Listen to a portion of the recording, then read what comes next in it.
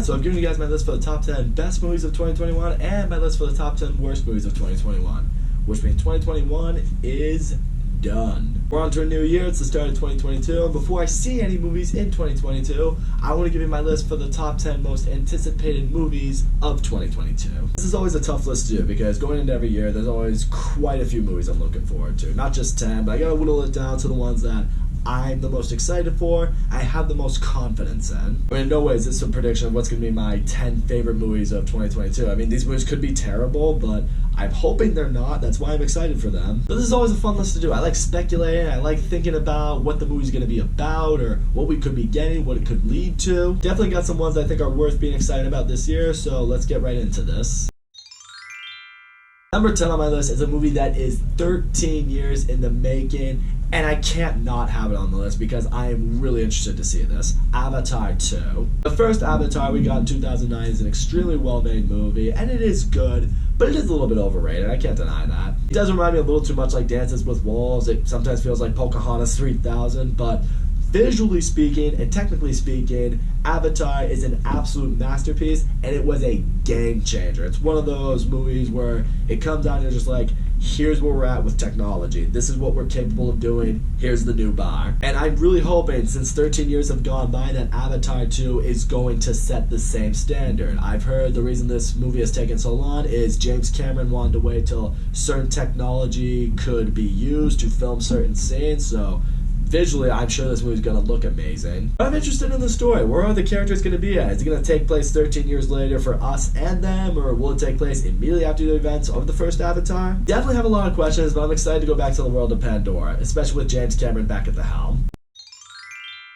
Number 9 is a movie that I wasn't sure was ever going to get made, and now it's finally being made. The Flash. The elements of time travel and alternate realities and superheroes I love seeing in movies, and this one looks like it's going to have all three. Ezra Miller is confirmed to be back in the role of the Flash, and I have really liked him as the Flash. Granted, we've only seen him in Justice League, but as I mentioned in my best list, I really loved him in the Snyder Cut. Also looks like it's going to either explore different pasts or presents or different realities. I've heard, I think it's confirmed, but Michael Keaton's going to be back as Batman, and Ben Affleck. I don't know where that could lead to for future DC movies. I mean, it could be interesting. It sounds like they're taking a multiverse kind of approach into this movie. Just everything I've seen, it looks like it could have a very Back to the Future kind of vibe in the superhero verse.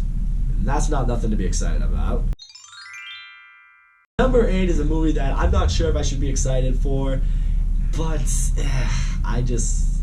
what can I say? I'm a sucker. Jurassic World Dominion. Look, it's no secret. I've been among the biggest critics of the Jurassic World movies. Jurassic World I thought was a fun movie, an enjoyable movie, but not great. And Fallen Kingdom I thought sucked. But Jurassic Park is my favorite movie of all time, so I can't not look forward to a new Jurassic Park movie. And Colin Trevorrow has said that this is the Jurassic Park sequel he wanted to make from the beginning. It was just going to take 2 movies to get there. As you guys know, I made a video, I think about a year past, I think it was last year I made this video, or 2 years ago actually, still getting over that it's 2022 and not 2021. But I made a video saying what they need to do in Jurassic World Dominion in order for it to be successful. I'm hoping they do something similar to what I said. The original cast of the first Jurassic Park movie is back. I'm hoping they wouldn't be back if they didn't feel there was a good story here to be told. I am intrigued of the idea of seeing dinosaurs living among humans. If you saw F9 in IMAX, which I did, you got like a brief glimpse of what this movie is going to look like, and it looks interesting. Like I said, this movie could flat out suck, and I will officially lose faith in every Jurassic Park movie that ever gets made going forward, but what can I say? I can't quit. I gotta hold on to some hope. Next at number 7, Black Adam. I know nothing about Black Adam other than the fact that he becomes the arch enemy to Shazam in later DC movies, and I really loved Shazam when we got that. The Rock is being cast as Black Adam. I think that sounds like it should be really good casting, and ultimately, it should just see the perspective of this movie. Is Black Adam going to start as an anti-hero, or is it going to be like, yeah, he's immediately a villain and he is the forefront of the movie? I don't know, maybe it'll have a little bit of a Joker vibe to it. It's like, yeah, the Joker becomes a diabolical villain, but the road leading there, in a weird way, you're rooting for him, and it makes you feel bad. I have no idea, but I saw the teaser for this movie. It looks really interesting. I'm excited to see The Rock in this role, and I can't wait to see what it leads to with Shazam. Love me some Disney and Pixar, and at number 6 we have a very unique Disney and Pixar movie, Lightyear. A movie that is meant to be the origin story for Buzz Lightyear. Not the toy Buzz Lightyear, but the character the toy in Toy Story is based off of, which I think could be really cool. Got Chris Evans and not Tim Allen as the voice of Buzz Lightyear, which some people might have a problem with. I don't. I want to see a story of Buzz trying to ascend his way into Star Command and becoming the Space Ranger that we know him of. I really hope Zurg's in this movie. If Zurg isn't in the movie, I might actually have a problem with it, but I can't see him not being in it. I'd like to see it expand on other characters that are in Star Command, like who runs the whole thing, who were some people he was allied with. In a weird way, it could feel like an origin story to that old cartoon, Buzz Lightyear of Star Command, that came out forever ago. If you grew up in the 2000s, you know what I'm talking about. Was it even 2000s? Was it late 90s? I don't know, I'm old. But hey, I love Toy Story, I love the character of Buzz. I'm interested to see where this goes. At number 5, we have a movie that is known only as the new terror from the mind of Jordan Peele. Nope. I have absolutely no clue what this movie's about. I mean, it's a horror movie called Nope. I have no clue what this could lead to, what it could mean, but it's a new horror movie written and directed by Jordan Peele. What's not to be excited about? Pretty good cast in this movie, too. I mean, Daniel Kaluuya, Keke Palmer. I don't know who the third guy is. I haven't seen him and everything. Apparently he was in that movie that came out last year that was really acclaimed. I forget what it's called. Minari. And it was Stephen Yeun. That's the name of the actor. But I'm excited for it. I mean, he's made 2 really great horror movies, referring to Jordan Peele I am. I mean, Get Out was awesome. Us was a little bit more of a mixed bag by audiences, apparently, but I thought it was great. For me, he's 2 for 2. Let's see if he can go 3 for 3.